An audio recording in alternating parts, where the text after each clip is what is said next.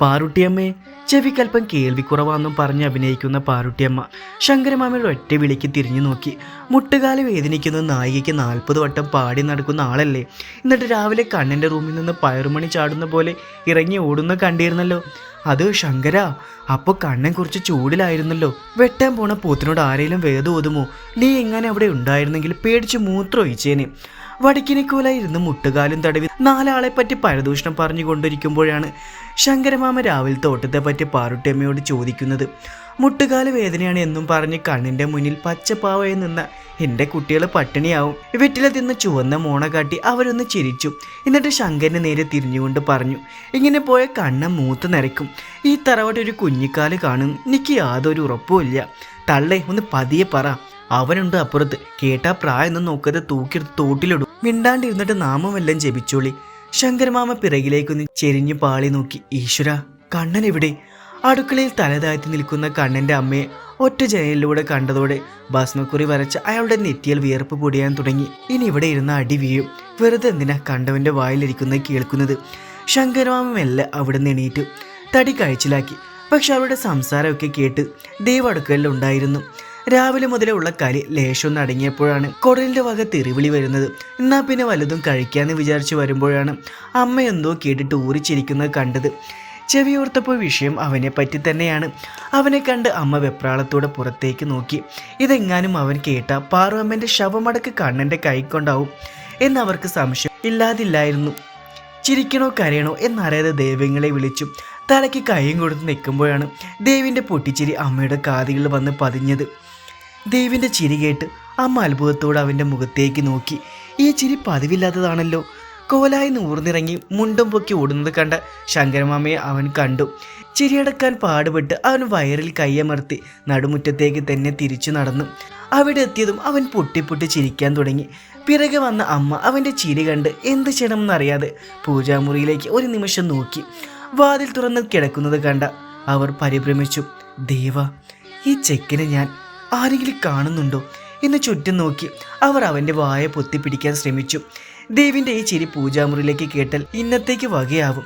പാതി ചാരി വെച്ച ശിവയുടെ മുറി കണ്ണിൽപ്പെട്ട അവനെയും കൊണ്ട് അങ്ങോട്ട് വലിച്ചുകൊണ്ടുപോയി.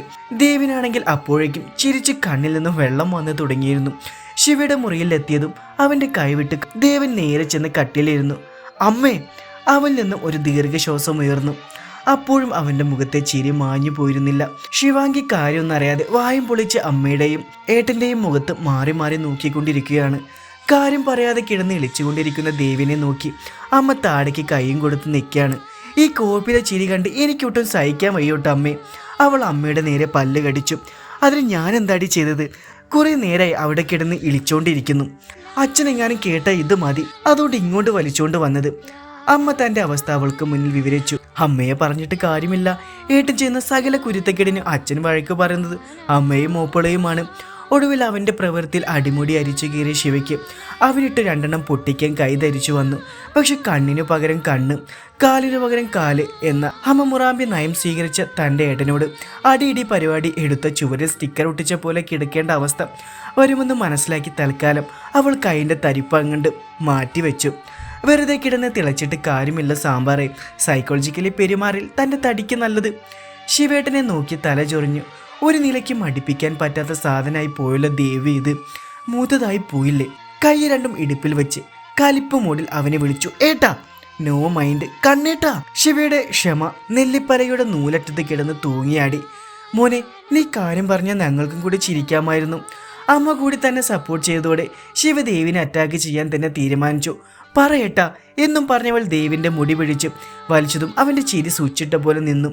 അമ്മ, ചിരി നിന്ന് പണി പാളി. ശിവഞ്ഞൊടിയിൽ അമ്മയുടെ പിറകിൽ ചാടി കയറി ഒളിച്ചു. എന്നിട്ട് നഖം കടിച്ചുകൊണ്ട് ഏട്ടനെ മെല്ലെ ഒന്ന് ഒളിഞ്ഞു നോക്കി. അമ്മ എന്തിനാ ചിരിച്ചത്? ഞാനും ആ കാരണം കൊണ്ട് തന്നെ ചിരിച്ചത്. അമ്മയ്ക്ക് മറുപടി കൊടുത്തതിനിടെ ദേവ് ശിവയെ നോക്കി കണ്ണുരുട്ടി. അതിനിപ്പോൾ എന്തത്ര ചിരിക്കാനുള്ളത്? അവർ പറഞ്ഞത് നേരല്ലേ? ഈ തറവാട്ടിൽ ഒരു കുഞ്ഞിക്കാല് കാണുന്ന നിൽക്കും തോന്നില്ലേ? ഒരുത്തുള്ളത് ഫെമിനിസ്റ്റ് പറഞ്ഞ് നടക്കാണ്, പിന്നെ ഉള്ളത് നീയാണ്. ഈ സ്വഭാവം വെച്ച് ഒരു പെണ്ണിൻ്റെ മോനെ കെട്ടൂല.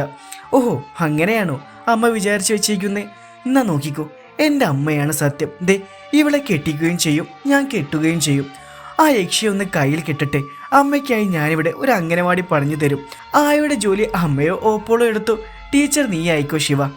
അപ്പോൾ യക്ഷിയോ ഏട്ടനോ? ശിവ അവളുടെ സംശയം മറച്ചു വെച്ചില്ല. ഏട്ടൻ കളി കണ്ട് നിൽക്കും. യക്ഷി തറവാട്ടിലെ ജനസംഖ്യ കൂട്ടുന്ന നിയന്ത്രിക്കുന്ന തിരക്കിലാകും. അത്രയും നേരം ഒന്ന് തലയ്ക്കകത്തേക്ക് കയറാതെ കിളി പോയ മട്ടിൽ നിൽക്കുന്ന ശിവ ജനസംഖ്യ എന്ന് കേട്ട് അവന്റെ മുഖത്തേക്ക് തലയൊക്കെ കുടഞ്ഞൊന്ന് നോക്കി. തറവാട്ടിലെ ജനസംഖ്യയോ? ഏട്ടാ ഒന്ന് തെളിച്ചു പറ. അവൾ ജിജ്ഞാസയോടെ അമ്മയുടെ പിറകിൽ നിന്ന് ഏട്ടനോട് ചോദിച്ചു. ഡീ അപ്പുറത്ത് പൊടി, അവന്റെ ഒരു ജനസംഖ്യ കൂട്ടല് ചോദിക്കാൻ ഈ തല തെറിച്ചോളും.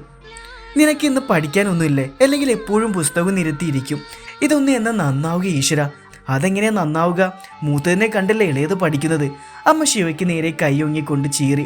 ഞാൻ എന്താ അമ്മ ചെയ്തത്? ശിവ പരിഭവത്തോടെ അമ്മയോട് ചോദിച്ചു. ഇവിടെ വാടി, ഓരോന്ന് പറഞ്ഞു കൊടുത്ത് ഈ പെണ്ണിനെ കൂടി വഴി തെറ്റിക്കും. അവന്റെ ഒരു യക്ഷി. അമ്മ ഭദ്രകാളി അവതാരവും എടുത്ത് ഉറഞ്ഞു തുള്ളി ശിവയും മുന്തി തള്ളി കൊണ്ടുപോയി. ഇതൊക്കെ കണ്ട് ഊറിച്ചിരിച്ച് ദേവ് കട്ടിൽ മലർന്നു കിടന്നു. ഉണ്ണിയേട്ടാ.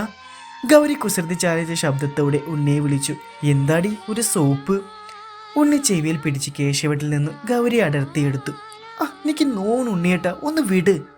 പതുക്കെ. ഗൗരി കുഞ്ഞ ദേഷ്യത്തോട് അവനോട് മുഖം കൂട്ടിക്കൊണ്ട് പറഞ്ഞു. ഉള്ളം കയ്യിൽ ഇറുക്കി പിടിച്ചിരുന്ന ഭസ്മവും രക്ഷാത്തകിടും അവളുടെ ശ്രദ്ധയിൽപ്പെടാതെ മൂർധാവിൽ വെച്ച് അമർത്തി പിടിച്ചു. ഓപ്പോളെ, വന്ന കാലിൽ ഇരിക്കാതെ അകത്തേക്ക് കയറി വരിക എന്ന് പറഞ്ഞവൻ ഗൗരിയെ ചേർത്ത് പിടിച്ചു.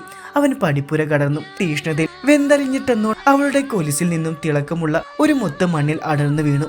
അകത്തേക്ക് തനിക്ക് പ്രവേശനമെന്നത് മനസ്സിലാക്കി അവർക്കൊപ്പം വന്ന നാലാമത്തെ ആൾക്ക് ഉണ്ണിയിൽ നിന്നും രക്ഷപ്പെടാൻ പാലാക്കുറിശി മനയുടെ മതിലോരത്ത് ചേർന്ന് അലയേണ്ടി വന്നു. ഇതൊന്നും അറിയാതെ ഗൗരി മനയുടെ മണ്ണിൽ കാലെടുത്തു വെച്ചു. അവളെ കാത്തിരിക്കുന്ന ദുരന്തങ്ങൾ അറിയാതെ. ഗൗരിയുടെ ജീവനെ പറ്റി ഉണ്ണിക്ക് വേവലാതി മാത്രമേ ഉണ്ടായിരുന്നുള്ളൂ. ഒരുപക്ഷെ ജീവൻ തന്നെ നഷ്ടപ്പെടാം. ചേർത്ത് പിടിച്ച് അകത്തേക്ക് കയറ്റുമ്പോഴും ഉണ്ണിയുടെ മനസ്സ് 1000 തവണ ഗൗരിയോട് മാപ്പ് ചോദിക്കുകയായിരുന്നു. എങ്ങനെ ഉണ്ടായിരുന്നടി പരീക്ഷയ്ക്ക്? തികട്ടി വരുന്ന സങ്കടം പുറത്ത് കാണിക്കാതെ അവൻ ചോദിച്ചു. എല്ലാം KKPP. അവന്റെ മുഖത്തേക്ക് നോക്കി അവൾ ഒരു ഇളിഞ്ഞ ചിരി പാസാക്കി. എന്നിട്ട് പറഞ്ഞു. കിട്ടിയാ കിട്ടി, പോയാ പോയി. ദേവാ ഈ കാന്താരിയെ ഞാൻ. അവളുടെ മറുപടി കേട്ട് അവൻ തലയിൽ കൈവച്ചു. അതിഥികളെ കണ്ട് മീനാക്ഷി ഓടിയെത്തി. കുറേ നാൾ കാണാത്ത പരിവവും പറച്ചിലും കുശലാന്വേഷണവുമായി എല്ലാവരും ഉമ്മറത്ത് സ്ഥാനം പിടിച്ചപ്പോൾ ഗൗരിയെ ഒഴിഞ്ഞ തകിടുമായി അവൻ പൂജാമുറിയിലേക്ക് നടന്നു കഴിഞ്ഞിരുന്നു. ഇതിനിടയിൽ ഗൗരിയുടെ ക്രൈം പാർട്ണറായ ഉണ്ണിയുടെ ചെറിയച്ഛൻ്റെ മോൻ കുഞ്ഞുട്ടൻ എന്ന 10 വയസ്സുകാരൻ കിടക്കപ്പായിൽ നിന്ന് കണ്ണും കിള്ളിപ്പൊളിച്ച് എഴുന്നേറ്റ് വന്നതോടെ ഗൗരി ഏറെ സന്തോഷവതിയായി. ഭക്ഷണം കഴിക്കാൻ മീനാക്ഷിയെടുത്ത് പലതവണ അവളെ വിളിച്ചെങ്കിലും അവൻ ഗൗരിയെ അനങ്ങാൻ പോലും സമ്മതിച്ചില്ല. അവനോട് വഴക്ക് കൂടിയും കൂടെ കളിച്ചും അവളും ഒരു കൊച്ചുകുട്ടിയെ പോലെ ആയി. ഊട്ടുപുരയിൽ കയറി വറുവിടതിൻ്റെ മണം മൂക്കിലേക്ക് തുളിച്ച് കയറിയതും ഗൗരി വയർ തടവി മീനാക്ഷിയെ ലക്ഷ്യം വെച്ചുകൂടി. പിന്നാലെ കുഞ്ഞുട്ടനും. ശിവയെ മുറിയിൽ നിന്നും വലിച്ചിറക്കിക്കൊണ്ട് പോകുന്നതിനിടെ ദേവിൻ്റെ അമ്മ ചെന്ന് പെട്ടത് ഭർത്താവിൻ്റെ മുന്നിലേക്കായിരുന്നു.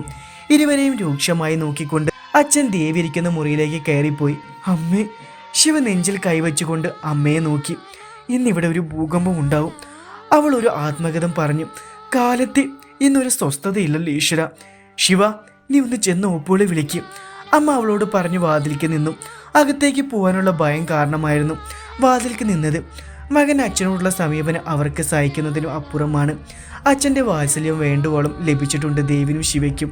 പക്ഷെ വിദ്യാഭ്യാസം കൂടിയപ്പോൾ അച്ഛൻ്റെ വിശ്വാസങ്ങൾ പലതും അടിസ്ഥാനമില്ലാത്തതാണെന്ന് പറഞ്ഞ് ദേവ് പരിഹസിക്കാൻ തുടങ്ങി. കുട്ടിക്കാലം തൊട്ട് ഏട്ടനെ കണ്ടാണ് ശിവയും പഠിച്ചത്. മന്ത്രവും ശരണും അവർ ഒരുപോലെ നിഷേധിച്ചു. മകന്റെയും ഭർത്താവിൻ്റെ സ്വഭാവം മാറിയതിൽ ആ ഹൃദയമായിരുന്നു ഏറെ തേങ്ങിയത്. പറയുന്നതൊന്നും വ്യക്തമല്ലെങ്കിലും അകത്തുനിന്ന് ദേവിൻ്റെ ശബ്ദം ഉയർന്നു കേൾക്കുന്നുണ്ടായിരുന്നു. ലക്ഷ്മിയെടുത്തി വന്നാൽ ദേവ് മിണ്ടാതെ നിന്നോളും. കൂടപ്പിറപ്പിന്റെ സ്വരത്തിൽ അച്ഛനും മുങ്ങിത്താന്നു. അതുകൊണ്ടാണ് ശിവയോട് ഓപ്പോളെ വിളിക്കാൻ പറഞ്ഞത്. നേരെ മെഴിഞ്ഞു നീങ്ങി. അവർ ആകാംക്ഷയോടെ നിൽക്കുകയാണ്. അകത്തുനിന്ന് ശബ്ദമൊന്നും കേൾക്കുന്നില്ല. അച്ഛനെ കണ്ണിട്ട് ഇടിച്ച് പിഴിഞ്ഞ എന്നാ തോന്നുന്നത്. ശബ്ദമൊന്നും കേൾക്കുന്നില്ലല്ലോ ഓപ്പോളെ. പുറത്ത് നഖം കടിച്ചു നിൽക്കുന്ന ഓപ്പോളെ ചെവിയിൽ ശിവ പതിയെ പറഞ്ഞു. ശിവയുടെ ഒടുക്കത്തെ സംശയം താങ്ങാനുള്ള ശേഷി തൻ്റെ കാതുകൾക്കില്ലെന്ന് മനസ്സിലാക്കി ഓപ്പോൾ അവൾക്ക് നേരെ കൈകൂപ്പി. അതോടെ ശിവ പിൻവാങ്ങി. ചോദിച്ച് തൽക്കാലം തിരിച്ചെടുത്തുകൊണ്ടവൾ അടുക്കള ലക്ഷ്യമാക്കി നീങ്ങി. വല്ലയും എടുത്ത് കഴിക്കട്ടെ, എനിക്ക് ആ പണി മാത്രമേ അറിയൂ. മൂളിപ്പാട്ടും പാടി അടുക്കളയിലേക്ക് കയറുമ്പോഴാണ് വാതിൽ തുറക്കുന്ന ശബ്ദം അവൾ കേട്ടത്. ഈശ്വര, എണ്ണത്തുണിയിൽ കിടത്തേണ്ടി വരുമോ അച്ഛനെ? അവൾ വാതിലിലേക്ക് മറിഞ്ഞു നിന്ന് തല പുറത്തേക്കിട്ട് ഒളിഞ്ഞു നോക്കി. വാതിൽ തുറന്ന അച്ഛൻ്റെ തോളിൽ കൈയിട്ട് ദേവ് പുറത്തേക്ക് വന്നതും ശിവയുടെ കണ്ണു തള്ളി. അമ്മേ. കണ്ണിട്ടിന്റെ മർമ്മത്ത് അച്ഛൻ കയറി പിടിച്ചെന്ന് തോന്നുന്നു. അവൾ ഒരു ചാരനെ പോലെ കാര്യങ്ങൾ ചൂഴ്ന്നു നോക്കാൻ തുടങ്ങി. ഉച്ച തിരിഞ്ഞൊരു യാത്രയുണ്ട് ഞങ്ങൾക്ക്. തിരിച്ചു വരെ നിശ്ചയമായിട്ടില്ല. ആ സ്വരം എന്തോ മുന്നിൽ കണ്ടിട്ടെന്നോണം ഉറച്ചതായിരുന്നു. മറുത്തൊന്നും പറഞ്ഞ് ശീലമില്ലാത്തത് കൊണ്ട് ഉവെന്നും പറഞ്ഞ അമ്മ തലയാട്ടി. തൽക്കാലം ഒരു യുദ്ധം കഴിഞ്ഞ പ്രതീതിയായിരുന്നു ആ മുഖത്ത്. ഒരു മനസ്സുഖം കിട്ടിയ പോലെ അച്ഛൻ ഉമ്മറത്തേക്കും അമ്മ അടുക്കള ഭാഗത്തേക്കും നീങ്ങിയപ്പോൾ ദേവ് ഓപ്പോടെ മുഖത്തേക്ക് നോക്കി. അച്ഛനെ അനുസരിക്ക്, വേഗം ചെന്ന് ശുദ്ധിയായി വാ. ഓപ്പോൾ അവന്റെ നോട്ടത്തിന്റെ അർത്ഥം മനസ്സിലാക്കി വാത്സല്യത്തോടെ പറഞ്ഞു. ഓപ്പോൾ അനുസരിച്ച് കുളക്കരയിലേക്ക് യാന്ത്രികമായി ചലിച്ച ഏട്ടന്റെ ശ്രദ്ധ ഇവിടെയെങ്കിലും ആയിരുന്നില്ല ശിവയ്ക്ക് തോന്നി. എന്നാലും ഏട്ടനെ വരച്ച വരയിൽ നിർത്താൻ അച്ഛൻ എന്തു മരുന്നാണ് പ്രയോഗിച്ചത്? അച്ഛൻ്റെ മുന്നിൽ ഇത്ര പൂച്ചക്കുട്ടി ആവാറില്ലല്ലോ. അപ്പോഴും ദേവിൻ്റെ കണ്ണുകൾക്ക് ചോര നിറമായിരുന്നു. ആരോടുള്ള പകയുടെ തീഷ്ണ കാരണം അത് ജ്വലിച്ചുകൊണ്ടേയിരുന്നു. ദേ ഗൗരിയച്ചി, കള്ളക്കളി കാണിക്കില്ലട്ടോ, ഇത് കള്ളക്കളിയാണ്. ഈ ഗൗരിയച്ചി മഹാപിശുക്കിയാണ്. കുട്ടിയും കൂരും കളിച്ചോണ്ടിരിക്കെ കള്ളക്കളി കാണിച്ച് ഗൗരിയെ കുഞ്ഞുട്ടൻ കൈയോടെ പിടികൂടി. ഇല്ല കുഞ്ഞുട്ട, ഞാൻ കള്ളക്കളിയൊന്നും കളിച്ചില്ല. ഇങ്ങനെയല്ലേ കളിക്കുക, ഞാൻ ഇങ്ങനെയൊക്കെ കളിക്കും. ഗൗരി ചിരിച്ചുകൊണ്ട് അവനോട് പറഞ്ഞു. എൻ്റെ ഗൗരിയച്ചി, ഇതൊക്കെ ഫൗളാണ്. കുഞ്ഞുട്ടൻ ഗൗരിയുമായി വഴക്കുകൂടി. ഞാനൊന്നും കളിക്കാനില്ലെന്നും പറഞ്ഞ് മുഖം കൂട്ടി ഗൗരി തൂണിലും ചാരിയിരുന്നു. ഈ ചെക്കൻ്റെ അടുത്ത് കള്ളക്കളിയൊന്നും നടക്കൂല, എനിക്കാണെങ്കിൽ അതേ അറിയൂ, ആത്മകഥം പറഞ്ഞു അവൾ ഊറിച്ചിരിച്ചു. അതേ ഏച്ചി. അവൻ പിന്നെയും അവളെ ഓരോന്ന് പറഞ്ഞ് തോണ്ടിക്കൊണ്ടിരുന്നു. ഗൗരിയുടെ കളിയൊക്കെ കണ്ട് കുറച്ചപ്പുറം മാറി ഉണ്ണിയിരിക്കുന്നുണ്ടായിരുന്നു. അവളുടെ കുസൃതി നിറഞ്ഞ ചിരി കണ്ട് അവനും അറിയാതെ പുഞ്ചിരിച്ചു പോയി. രാവിലെ മുതൽ തുടങ്ങിയ ആലോചനയാണ്. അമ്മ കാരണം ചോദിച്ചു തുടങ്ങിയിരിക്കുന്നു. എങ്ങനെ ഞാൻ ഈ കാര്യം അമ്മയോട് പറയും? ആ നാഗം പ്രണയിച്ച ആളെ ഇവിടെ എത്തിക്കണം എന്നാണ് അച്ഛൻ പറഞ്ഞിരിക്കുന്നത്. പക്ഷെ എങ്ങനെ എത്തിക്കും? ഊരും പേരും അറിയാത്ത അവനെ എന്ത് ധൈര്യത്തിലാണ് ഇവിടേക്ക് കൊണ്ടുവരിക? എന്തായാലും ഒരു വഴി കണ്ടെത്തിയേ പറ്റൂ. എൻ്റെ കൃഷ്ണേട്ടൻ്റെ മോളാണവൾ, അച്ഛനേക്കാളും വലിയ തൻ്റെടം കാണിക്കുന്നവൾ. അവനൊരു നെടുവീർപ്പോടെ അവളെ തന്നെ ഉറ്റി നോക്കിക്കൊണ്ടിരുന്നു. ഊണ് കാലായി എന്ന് മീനാക്ഷിയടത്തി വിളിച്ചു പറഞ്ഞപ്പോഴാണ് അവൻ നോട്ടം തെറ്റിച്ചത്. സഹോദരി എന്നതിനപ്പുറം ഒരു വികാരവും എനിക്ക് ഗൗരിയോട് തോന്നിയിട്ടില്ല. പക്ഷെ അമ്മയും ചെറിയമ്മയും ഇടയ്ക്ക് അവനെ അവളോട് ചേർത്ത് സംസാരിക്കുന്നത് കാണാം. അന്നേരം അവൻ്റെ ചിന്തകൾ മാറി മറയാറുണ്ട്. മുണ്ടും മടക്കി കുത്തി ഉമ്മറത്ത് ചെന്ന് കയറുമ്പോൾ ഭാഗ്യയെടുത്തി ഗൗരിയെ ചോദ്യം ചെയ്യുകയാണ്. ഗൗരിയാണെങ്കിൽ നിന്ന് ബബ്ബ അടിക്കുകയാണ്. കുറച്ചു നേരം ശ്രദ്ധിച്ചു നിന്നപ്പോൾ ഗോട്ടിയാണ് ചർച്ചാ വിഷയമെന്ന് അവന് മനസ്സിലായി. സത്യമായിട്ടും ഞാൻ മറന്നതാണമ്മേ, കവറിൽ കെട്ടി തിണ്ണയിൽ വെച്ചതാ. ഗൗരി എന്തൊക്കെയെ പറഞ്ഞൊപ്പിക്കുന്നു. എന്താടാ ഒരു ഗോട്ടി കേസ്? ഉണ്ണി കുഞ്ഞിനോട് ചോദിച്ചു. ഗൗരിയച്ചി എനിക്ക് വെച്ച് ഗോട്ടി കൊണ്ടുവരാൻ മറന്നത് രണ്ടുപേരും കൂടെ പൊങ്കാലിടതാണ്. ഗൗരിയച്ചി അല്ല, ഗൗരിക്കൂച്ചിയാണ്, മാക്കാച്ചി പിത്തക്കാളി. കുഞ്ഞുട്ടൻ ദേഷ്യത്തോടെ ഗൗരിയെ വഴക്ക് പറയാൻ തുടങ്ങി. ഡാ, ബുദ്ധി തീരെ ഇല്ലെങ്കിലും നിന്നെക്കാളും മൂത്തതല്ല അവള്. നിന്നോട് ഞാൻ പല പ്രാവശ്യം പറഞ്ഞിട്ടുണ്ട് മൂത്തവരെ ബഹുമാനിക്കണമെന്ന്. പോയി വല്ലതും കഴിച്ചൊരു മൂലയ്ക്ക് പോയിരിക്കും. ഉണ്ണി കുഞ്ഞുട്ടിനോട് കയർത്തു. ഗൗരി ആരും കാണാതെ കണ്ണുകൾ കൊണ്ടും ആദരങ്ങൾ കൊണ്ടും അവനെ കണക്കിന് കളിയാക്കി. കുഞ്ഞുട്ടൻ പല്ലുറുമ്മിക്കൊണ്ട് ഗൗരിയെ നോക്കി. അവരുടെ വഴക്ക് അവിടെ സ്ഥിരമായതുകൊണ്ട് അവരാരും കുഞ്ഞുട്ടിനെ തിരിഞ്ഞു നോക്കിയില്ല. നേരെ ഗൗരിയെ വിളിച്ച് അകത്തേക്ക് പോയി. ഉണ്ണിയും അകത്തേക്ക് കയറിയതോടെ ഗൗരി അവനെ കളിയാക്കിക്കൊണ്ട് എഴുന്നേറ്റു. മുടി മാടിക്കെട്ടി അകത്തേക്ക് പോവാൻ ഒരുങ്ങിയതും കുഞ്ഞുട്ടൻ അവളെ പിറകിൽ നിന്നും വിളിച്ചു. ദേ ഏച്ചി. എന്താ എന്ന മട്ടിൽ ഗൗരി തിരിഞ്ഞു നോക്കിയതും പൊടി പച്ചത്തവള എന്നും വിളിച്ച് തിണ്ണയിൽ വെച്ചിരുന്ന ജഗ്ഗിലെ വെള്ളം അവൾക്ക് നേരെ കമിഴ്ത്തി കളഞ്ഞു. അയ്യോ അമ്മേ, ഈ ചെറുക്കനെ ഞാൻ ഇന്നും. മുടിയും നഖവും നനഞ്ഞതും അതിലേറെ മൂക്കിലേക്ക് വെള്ളം കയറിയതും അവളിൽ അസ്വസ്ഥത ഉണ്ടാക്കി. ഗൗരിക്ക് ഹാലിളകിയെന്ന് കണ്ടതും കുഞ്ഞുട്ടൻ പൊട്ടിച്ചിരിച്ച് അവൾക്ക് മുന്നകത്തേക്ക് കയറി ഓടി. അവനെ പ്രാഗി മുഖം പാവാട കൊണ്ട് തുടക്കിയോ അവൾ കുറച്ച് ഉച്ചത്തിൽ ആത്മഗതം പറഞ്ഞു. രാവിലെ അമ്മയുടെ വക, ഇപ്പതാ ഈ കുട്ടിച്ചാത്തൻ്റെ വകയും. എനിക്കാളെ കുളിക്കുന്നത് തീരെ ഇഷ്ടമില്ല. എൻ്റെ ഒരു ദുർവിധി. എന്ന കാലത്തെ ആ വീരപ്പനല്ലേ മുട്ടിയത്. തോണ്ട വന്നപ്പോൾ ഞാൻ കയറി മാന്തി. ഇനി അവനെ വീത്തിച്ചതിനുള്ള കുരുത്തക്കേടാണോ ദേവി ഇത്? അവൻ അത്ര വലിയ നല്ല കുട്ടിയാണോ? കണ്ട തനിയുള്ള മഹാചട്ടമ്പി. തല തുവർത്തി തിരിഞ്ഞതും വാതിലിക്കൽ വെളുക്കനെ ചിരിച്ചു നിൽക്കുന്ന ഉണ്ണിയെ കണ്ടതും ഗൗരിയുടെ മുഖത്ത് നവരസം പാറി വന്നു. ദേവി പെട്ട്. ഗൗരിയെ എസ്കേപ്പ്. അവൾ വെപ്രാളത്തോടെ പാവട താഴ്ത്തി അവന് മുന്നിൽ ഡീസൻ്റായി നിന്നു. ദൈവങ്ങളെ, എന്ത് ചെയ്തിട്ടാണേലും അടുത്ത ഉത്സവത്തിന് മുമ്പേ ഒരു കുലപ്പഴം ഞാൻ കുട്ടിശങ്കരൻ നേർച്ചയാക്കി കൊടുത്തോളാമേ. ഉണ്ണിയേട്ടന് മുമ്പിൽ നിന്ന് എങ്ങനെയും ഒന്ന് രക്ഷിക്കുക. ഹൃദയത്തിൻ്റെ മിടിപ്പ് പുറത്ത് കാണിക്കാതെ തിരിച്ചും ചിരിച്ചുകൊണ്ട് അവൾ സകലതും ചിന്തിച്ചു കൂട്ടി. വാ, ഭക്ഷണം കഴിക്കും എന്നും പറഞ്ഞ് ഉണ്ണി തിരിച്ചു നടന്നപ്പോൾ ആശ്വാസത്തോടെ ഗൗരി നെഞ്ചിൽ കൈവച്ചു. കുട്ടിശങ്കര, അങ്ങനെ നിനക്കൊരു കുല കൂടി. ഒരു ലോറിക്കുള്ള ലോഡായിട്ട് വേണം ഒന്നായിട്ട് കൊണ്ടുകൊടുക്കാൻ. മൊത്തം ഇപ്പോൾ 10-25 കൊല നേർന്നിട്ടുണ്ടാവും. നമ്മളെ കൊണ്ട് അതൊക്കെ നടക്കൂ. കുട്ടിശങ്കരൻ ആനയാണ് കേട്ടോ. അവന് മിണ്ടാൻ കഴിയാത്ത അവളുടെ ഭാഗ്യം. എന്നും ചെന്ന് കുല തരാമെന്ന് പറഞ്ഞു പറ്റിക്കുന്ന ഗൗരിയെ കണ്ട കുട്ടിശങ്കരൻ ആർത്ത് വിളിച്ച് ബഹളം വെക്കും. അതുകൊണ്ട് ഇപ്പോൾ ഗൗരി ആ വഴിക്ക് പോവാറില്ല. കുളിച്ച് ശുദ്ധിയായി ദേവ് നേരെ പോയത് അച്ഛൻ്റെ അടുത്തേക്കായിരുന്നു. യാത്രയ്ക്ക് മുന്നേ ചില കർമ്മങ്ങളൊക്കെ ചെയ്യാനുണ്ടായിരുന്നു. രണ്ടുപേരും തീർത്തും നിശബ്ദതായിരുന്നു. പൂജ കഴിഞ്ഞ് ദേവ് മുറിയിലേക്ക് പോയി. പക്ഷെ അവിടെ ഇരുന്നിട്ട് മനസ്സിനൊരു സ്വസ്ഥത കിട്ടുന്നില്ല. ആർക്ക് വേണ്ടിയാണ് അച്ഛൻ ഇങ്ങനെ പെടാപ്പാട് പെടുന്നത്? ഞാൻ കാരണമാണത്രേ പാലാക്കുറിശി മനയിലെ പെൺകുട്ടികൾക്ക് ദുർമരണം സംഭവിച്ചിരിക്കുന്നത്. ഞാൻ ഇന്ന് വരെ അവിടെ പോയിട്ട് പോലില്ല. എന്നിട്ടും ആ മരണങ്ങളിൽ എന്നെ എന്തിനു ഉത്തരവാദിയാക്കുന്നു? എല്ലാവരും എൻ്റെ വിധിയിൽ എന്തിന് കണ്ണീരണിയുന്നു? ആകെ കൂടെ കുഴിഞ്ഞു മറിഞ്ഞ് തന്നെ നോക്കി പരിഹസിക്കുന്നു. ദേവിന് ഭ്രാന്ത് പിടിക്കാൻ തുടങ്ങി. ഇവിടെ ഇരുന്നാൽ തൻ്റെ സമനില തെറ്റിപ്പോകുമെന്ന് അവൻ ഭയപ്പെട്ടു. സന്ധ്യ കഴിഞ്ഞ് പോവാനാണ് അച്ഛൻ പറഞ്ഞിരിക്കുന്നത്. അതിനു മുമ്പ് തനിക്കൊരിടം വരെ പോവണം. മനസ്സെന്തോ ചിന്തിച്ചുകൊണ്ട് അവൻ ഷർട്ടെടുത്ത് മുറിക്ക് പുറത്തേക്ക് ഇറങ്ങി. ആരുടെയും കണ്ണിൽ പെടാതെ അവൻ കാവ് ലക്ഷ്യമാക്കി നീങ്ങി. പിന്തിരിഞ്ഞ് നോക്കി തന്നെ ആരും കാണുന്നില്ലെന്ന് അവൻ ഒരിക്കൽ കൂടി ഉറപ്പുവരുത്തി. കാവിലേക്ക് കയറുന്ന പടിക്കെട്ടിനടുത്ത് തലേന്ന് കത്തിച്ചു വെച്ച വിളക്ക് കുനിഞ്ഞെടുത്തു. കൈപ്പിടിയിലൊതുക്കി അവൻ കാവിൻ്റെ അകത്തേക്ക് പ്രവേശിച്ചു. അതുവരെ കണ്ട ദേവിൻ്റെ മുഖമായിരുന്നില്ല അവൻ്റെ. യാതൊരു സംശയവും കൂടാതെ കാവിനുള്ളിലെ ആൽമരത്തിൻ ചുവട്ടിൽ അവൻ ചെന്നിരുന്നു. ആരെയോ പ്രതീക്ഷിച്ചിരിക്കും പോലെ. സൂര്യൻ ഉച്ചയിലെത്തിയിട്ടും അവിടെ ഇരുട്ട് തിങ്ങി നിറഞ്ഞു വന്നു. ഏറെ നേരത്തെ കാത്തിരിപ്പിന് ശേഷം താൻ വിചാരിച്ച ആള് വരില്ലെന്ന് ദേവിന് തോന്നി തുടങ്ങി. ആരോടുമില്ലാതെ ദേവ് സംസാരിച്ചു തുടങ്ങി. എന്നു മുതലാണ് ദേവ് അവന്തികയ്ക്ക് അന്യായത്? നിറമില്ലാത്ത എൻ്റെ ജീവിതത്തിന് നിറമേകിയതും സ്വപ്നങ്ങൾ കാണാൻ പഠിപ്പിച്ചതും പ്രണയമെന്ന മായിക ലോകം കാണിച്ചു തന്നതും നീയല്ലേ? നിന്റെ മാറിലെ ചൂടേറ്റ പല രാത്രികളും ഞാൻ മയങ്ങിയത് കണ്ണേട്ട് എന്നുള്ള നിന്റെ വിളിയിൽ അലിഞ്ഞു ചേർന്നിട്ടും അല്ലി, നീ എന്തെന്നെ തനിച്ചാക്കി പോയത്? നിന്നെ ഓർത്തായിരുന്നു ഓരോ പുലരെയും ഞാൻ വരവേറ്റിരുന്നത്. നിന്റെ നാമം കുത്തിവെച്ചത് എൻ്റെ ഹൃദയത്തിലാണ്. അത് മറക്കാൻ ദേവിനെ മരിക്കണം. നീ എപ്പോഴും പറയാറില്ല അല്ലി, നിന്റെ ബലഹീനത ഞാനാണെന്ന്. അങ്ങനെയാണെങ്കിൽ എനിക്ക് വേദനിച്ചാൽ നിനക്ക് നോവില്ലേ? അതും പറഞ്ഞവനൊന്ന് പുഞ്ചിരിച്ചു. അവൾക്ക് നോവും വരും, അവളും ഞാൻ വരുത്തിക്കും. കയ്യിൽ പിടിച്ചിരുന്ന വിളക്കിൻ്റെ കൂർത്ത അഗ്രത്തിൽ ദേവ് അവൻ്റെ കൈവിരൽ ഉരസി. തൊലി മുറിഞ്ഞ് ചൊടിച്ചോര പുറത്തൊഴുകി. ആ രക്തത്തിലുണ്ടായിരുന്നു ദേവിന് അവന്തികയോടുള്ള പ്രണയം. ഇറ്റിറ്റ് വീഴുന്ന രക്തത്തുള്ളികളെ നോക്കി ദേവ് ഭ്രാന്തമായി ചിരിച്ചു. ഇതെല്ലാം തുടച്ചു നീക്കി എന്നെ ചേർത്ത് പിടിക്കാൻ എൻ്റെ പെണ്ണ് വരും. ഓരോ തുള്ളി അടർന്ന് വീഴുമ്പോഴും ദേവ് തളർന്നു തുടങ്ങിയിരുന്നു. എൻ്റെ ചോര ഈ മണ്ണിൽ മുത്തമിട്ടിട്ടും ഓടി വരാതിരിക്കാൻ മാത്രം വെറുത്തൂടി എന്നെ. അവൻ ഭ്രാന്തമായി പുലമ്പിക്കൊണ്ടിരുന്നു. ക്ഷീണിച്ചവശനായി കുഴഞ്ഞു വീഴുമ്പോഴും അല്ല ദേവിൻ്റെ മാത്രമാണെന്ന് അവൻ മന്ത്രിക്കുന്നുണ്ടായിരുന്നു. നേരെ കഴിഞ്ഞാണ് ദേവ് കണ്ണു തുറന്നത്.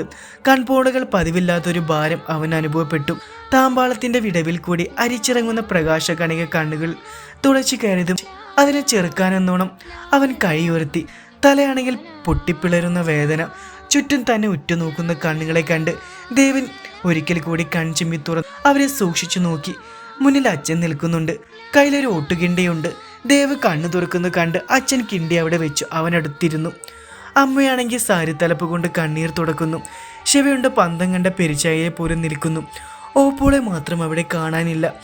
ഇവരൊക്കെ ഇങ്ങനെ സൂക്ഷിച്ചു നോക്കാൻ മാത്രം എന്തപ്പം ഉണ്ടായത്?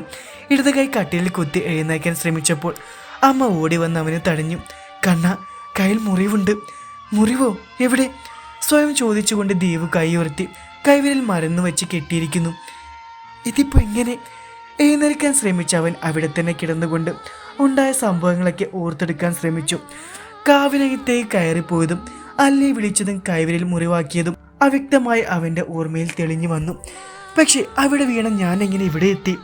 ആലോചിച്ച് ഉത്തരം കിട്ടാതെ അവൻ അച്ഛൻ്റെ മുഖത്തേക്കൊന്ന് നോക്കി. ഞാൻ അതിൽ വരുമ്പോൾ നീ ഇവിടെ വീണ കിടക്കുന്നുണ്ട്. ശങ്കരനെ വിളിച്ച് ഇവിടെ കൊണ്ടുവന്ന് കിടത്തിയതാണ്. അവൻ്റെ നോട്ടത്തിൻ്റെ അർത്ഥം മനസ്സിലായിട്ടെന്നോണം അച്ഛൻ ദേവിനോട് പറഞ്ഞു. അപ്പോഴേക്കും അവൻ കുടിക്കാനുള്ള വെള്ളവുമായി ഓപ്പൺ വാതിൽക്കലേക്ക് എത്തി. എഴുന്നേറ്റത് വാങ്ങി ദേവിന് നേരെ നീട്ടിക്കൊണ്ട് അച്ഛൻ പറഞ്ഞു, ഇനി കാവിൻ്റെ ഭാഗത്തേക്ക് പോകാൻ ശ്രമിക്കരുതെന്ന്. ഗൗരവം കൈവിടാതെ അച്ഛൻ അത് പറയുമ്പോഴേക്കും അമ്മയുടെ മുഖത്തേക്ക് അച്ഛൻ ദേഷ്യത്തോടെ നോക്കുന്നത് ദേവ് കണ്ടു.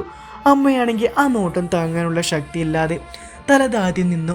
ശിവ അച്ഛനെ ദഹിപ്പിക്കുന്ന നോട്ടം കണ്ട് ഭയന്നകത്തേക്ക് ഓടി. അമ്മയും മോപ്പോളും അവനും അച്ഛനും മാത്രം മുറിയിൽ ബാക്കിയായി. ഇനിയെങ്കിലും പറയുന്നത് മനസ്സിലാക്കി. നേരത്തെ പറഞ്ഞത് മുഴുവൻ അപ്പാടെ നീ മറന്നു കളഞ്ഞു. നിന്റെ ബുദ്ധിമോശം കൊണ്ട് ഞാൻ നഷ്ടപ്പെട്ടത് 2 പെൺകുട്ടികളാണ്. മൂന്നാമത്തവൾ നിന്റെ ഔദാര്യത്തിനായി കാത്തു നിൽക്കുന്നു. ഞാൻ നിന്നോട് പലതവണ പറഞ്ഞു കഴിഞ്ഞു, നീ ആ നാഗത്തിൻ്റെ പിറകെ പോവരുതെന്ന്. നിന്നെ വശീകരിച്ച് അവളെൻ്റെ ശക്തികളെല്ലാം അവൾ ചോർത്തിക്കളഞ്ഞു. പ്രണയവും വശീകരണവും, ഈ പ്രണയത്തിനിടയ്ക്ക് നിനക്ക് ഇനിയും മനസ്സിലാകാനായിട്ടില്ല ദേവ്. ദിവ്യപ്രണയമാണ് പോലും. അച്ഛന്റെ പരിഹാസരൂപനുള്ള സംസാരം ദേവിനെ ചൊടിപ്പിച്ചു. അതെ, ദിവ്യപ്രണയം തന്നെയാണ്. ദേവിന്റെ ജീവനും ജീവിതവും അവന്തികയാണ്. അച്ഛൻ ആ കാര്യം ഇതുവരെ മനസ്സിലായില്ലേ? ദേവ്, നീ പറയുന്ന അവന്തിക നാഗമാണ്. ദേവി ശിവഗംഗയുടെ ശത്രുവിലാണ് നീ അനുരക്തനായിരിക്കുന്നത്. എത്ര തവണ പാടി പറഞ്ഞു തന്ന പഴമ്പാട്ട് പോലെ ദേവ് അവന്തിക പ്രണയം മാറിക്കഴിഞ്ഞിരിക്കുന്നു. ഒരിക്കലെങ്കിലും അവന്തിക നിന്റെ മുന്നിലേക്ക് വന്നിട്ടുണ്ടോ? ഒരുപക്ഷെ അവളുടെ സാമീപ്യം നിനക്ക് അനുഭവപ്പെട്ടിട്ടുണ്ടാവും. തെറ്റുപറ്റുക സ്വാഭാവികം. പക്ഷെ തെറ്റാണെന്ന് തിരിച്ചറിഞ്ഞിട്ടും അതിൽ തന്നെ ഉറച്ചു നിൽക്കുന്ന പൈശാചികമാണ്. സന്ധ്യയ്ക്ക് ഞാൻ പാലാക്കുറിശി മനയിലേക്ക് പോവും. നിനക്ക് വരണം എന്നുണ്ടെങ്കിൽ എൻ്റെ കൂടെ വരാം. ഇനിയും നിന്റെ പ്രണയം കാരണം ജീവൻ അപകടത്തിലായ ഒരു പെൺകുട്ടിയുണ്ട് അവിടെ. എൻ്റെ മകൻ കാരണം അവൾക്കൊന്നും സംഭവിക്കരുതെന്ന പ്രാർത്ഥന മാത്രമേ എനിക്കുള്ളൂ.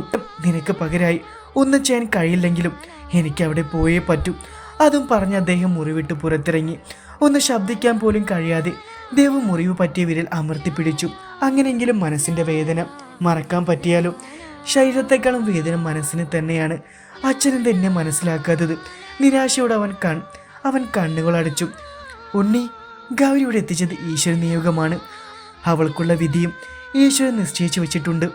അതുകൊണ്ട് അവളോട് ഈ കാര്യം നമുക്ക് പറയണം. ഉള്ള തട്ടിയുള്ള പ്രാർത്ഥനയിൽ ദൈവം വിധി മാറ്റി എഴുതിയേക്കാം. പൂന്താനം നമ്പൂതിരി ഇവിടെ എത്തുമ്പോഴേക്കും കാര്യങ്ങൾ അവളോട് പറയണം. അവൾ ധൈര്യശാലിയാണ്. എന്തും നേരിടാനുള്ള ആർജവം വളർത്തിയെടുക്കാൻ അവളെ പ്രാപ്തിയാക്കണം. സാഹചര്യത്തിനനുസരിച്ച് കാര്യങ്ങളുടെ ഗൗരവം നീ അവൾക്ക് പറഞ്ഞു കൊടുക്കണം. അച്ഛൻ്റെ സ്വരത്തിലെ നിസ്സഹായാവസ്ഥ ഉണ്ണി തിരിച്ചറിഞ്ഞു. അച്ഛാ, ഞാനെങ്ങനെ ഗൗരിയോട്? അവൻ ഏറെ ദുഃഖിതനായി. മോനെ, സങ്കടപ്പെടാനുള്ള സമയമല്ലത്. കാര്യങ്ങൾ അവളെ എങ്ങനെയും ബോധ്യപ്പെടുത്തണം. അതിനുള്ള വഴി കണ്ടുപിടിക്കുക. ആശ്വസിപ്പിക്കാൻ വാക്കുകൾ കിട്ടാതെ അദ്ദേഹത്തിൻ്റെ ഹൃദയം വേദന കൊണ്ട് പിടഞ്ഞു. തൻ്റെ 2 പെൺമക്കളുടെ വിധി ഗൗരിക്ക് നീ കൊടുക്കല്ലേ. സദാ നിന്നിൽ പ്രാർത്ഥന കൊണ്ട് അഭയം തേടുന്ന എൻ്റെ കുടുംബത്തിൽ എന്തിനാ ഇനിയും ഒരു അഗ്നി പരീക്ഷ? കുട്ടിത്തം വിട്ട് മാറാത്ത ഈ മക്കളുടെ മേൽ ഇനിയൊരു ആപത്തും കൊടുക്കല്ലേ. ഇനിയും ഒരു മരണം കൂടി ഇവിടെ സംഭവിച്ച ഈ മന ബാക്കി ഉണ്ടാവില്ല. അവളുടെ കണ്ണുകൾ നിറയാൻ തുടങ്ങി. അച്ഛൻ പൊക്കൂ, ഞാൻ അവളോട് പറഞ്ഞുകൊണ്ട്. ആർത്തുലച്ചു വന്ന പേമാരി അവനുള്ളിൽ കിടന്ന് നിരിഞ്ഞമർന്നു. മനസ്സ് തകർന്നു പോയിട്ടെന്നോണം തികട്ടി വന്ന തേങ്ങൽ തൊണ്ടക്കുഴിയിൽ കുരുങ്ങി നിന്നും. കണ്ണുകൾ നിറഞ്ഞു വന്നു. നെഞ്ചിൽ കൊളുത്തി വലിക്കും പോലെ മിഴിയിൽ ഉരുണ്ടുകൂടിയ നീർത്തിളക്കം അച്ഛൻ കാണാതിരിക്കാൻ അവൻ അച്ഛൻ പോകുന്ന മുന്നേ നടന്നു നീങ്ങി. അച്ഛൻ്റെയും മകൻ്റെയും വികാരനിർഭരമായ മുഹൂർത്തത്തിന് സാക്ഷിയായി അവിടെ ഒരാൾ കൂടി ഉണ്ടായിരുന്നു, ഗൗരി. ഉണ്ണിയേട്ടനെയും അന്വേഷിച്ച് വന്ന അവൾ യാദൃശികമായാണ് അവരുടെ സംസാരം കേൾക്കാനിടയായത്. തൻ്റെ മരണം അടുത്തിരിക്കുന്നു എന്ന നഗ്നസത്യം മനസ്സിലാക്കാൻ ഗൗരിക്ക് അധിക സമയമൊന്നും വേണ്ടി വന്നില്ല. ചേച്ചിമാരുടെ പാതയിലൂടെ താനും നടന്നെടുത്തുകൊണ്ടിരിക്കുന്നു. അതല്ലേ ഉണ്ണിയേട്ടനും മാമയും പറഞ്ഞുകൊണ്ടിരിക്കുന്നത്. അകത്ത് പറയുന്നൊന്നും കേൾക്കാൻ ശക്തിയില്ലാതെ ഗൗരി ചുമരിൽ ചാരി നിന്നു. റൂമിൽ നിന്ന് ഇറങ്ങി വന്ന ഉണ്ണി പുറത്തു നിൽക്കുന്ന ഗൗരിയെ കണ്ട് സ്തംഭിച്ചു നിന്നു. ഗൗരി എല്ലാം കേട്ടു. അവനുള്ളിലേക്ക് കൊള്ളിയാൻ മിന്നി. വാക്കുകൾക്ക് ക്ഷാമം അനുഭവപ്പെട്ട് നാവ് മരവിച്ചു പോയി ഉണ്ണിക്ക്. ഗൗരി എന്നവൻ അവളെ വിളിക്കാൻ ശ്രമിച്ചെങ്കിലും ശബ്ദം പുറത്തേക്ക് വന്നില്ല. ഉണ്ണിയെ കണ്ട ഗൗരി ഒന്ന് പുഞ്ചിരിക്കാൻ ശ്രമിച്ചു. ഞാനൊന്നും കണ്ടിട്ടുമില്ല, അറിഞ്ഞിട്ടുമില്ല. ഭയം മറിച്ചു വെച്ചവൾ വന്ന കാര്യം അവനോട് പറഞ്ഞു. എനിക്കൊരു ഊഞ്ഞാല് കെട്ടിത്തരുമോ? അവൻ്റെ മറുപടി കാത്തു നിൽക്കാതെ അവൾ അവനെയും കൊണ്ട് മുറ്റത്തേക്ക് ഓടി. സന്ധ്യയ്ക്ക് അച്ഛനേക്കാളും മുന്നേ ദേവ് റെഡിയായി നിന്നു. പാലാക്കുറിശി മനയിലേക്ക് പോവുകയാണ് അവർ. ഓപ്പോളി മുറിയിൽ നിന്ന് ഇറങ്ങി വന്ന ശിവദേവിൻ്റെ ഗെറ്റപ്പ് കണ്ട് കണ്ണും തള്ളി നിന്നു. ഏട്ടാ, വല്ല പെണ്ണും കാണാൻ പോവാണോ? അതോ ഈ നേരത്ത് പുട്ടിയടിച്ചതൊന്നും അറിയാൻ പറ്റൂല ഏട്ടാ. ശിവ അവനെ നോക്കി ഇളിച്ചുകൊണ്ട് പറഞ്ഞു.